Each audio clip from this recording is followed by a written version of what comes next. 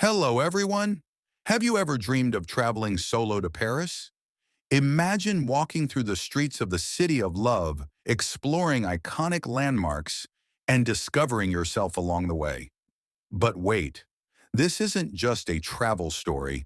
This is your chance to improve your English speaking skills using the shadowing technique. In this video, you'll listen to a captivating solo travel story while practicing real-life English phrases with their meanings. Stay till the end, because I'll also explain useful phrases with Urdu and English meanings to help you boost your vocabulary.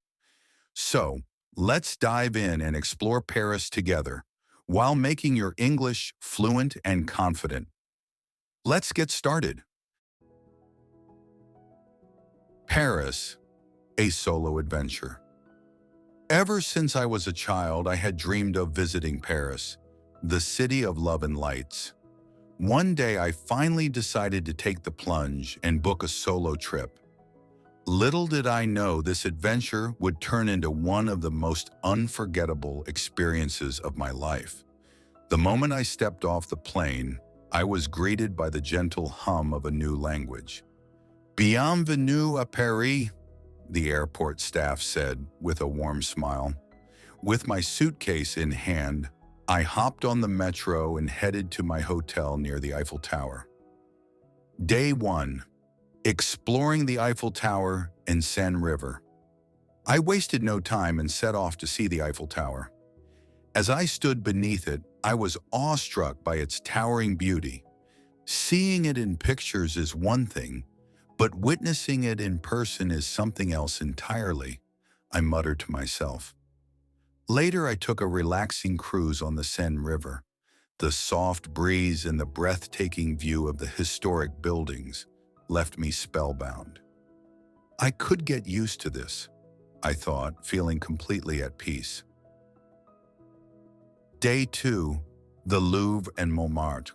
The next morning, I visited the Louvre Museum. As I wandered through the grand halls, I finally stood before the Mona Lisa.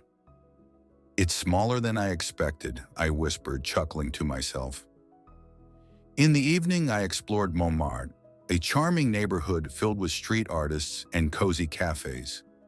I sat at a cafe, sipping on a cup of coffee, and watched as life in Paris unfolded before my eyes. This is what I call living in the moment, I thought. Day 3. A walk through history and French cuisine. On my last day, I visited Notre Dame Cathedral. The Gothic architecture was mesmerizing. I took a deep breath and soaked in the history surrounding me. For my final meal in Paris, I decided to try authentic French cuisine. When in Paris, do as the Parisians do, I reminded myself. I ordered escargots and a croissant, savoring each bite. Delicious, I exclaimed. As my journey came to an end, I reflected on my solo adventure. Traveling alone teaches you more about yourself than anything else, I realized. With my heart full of memories, I promised myself that I would return one day. Useful phrases and their meanings. Take the plunge, to take a bold step.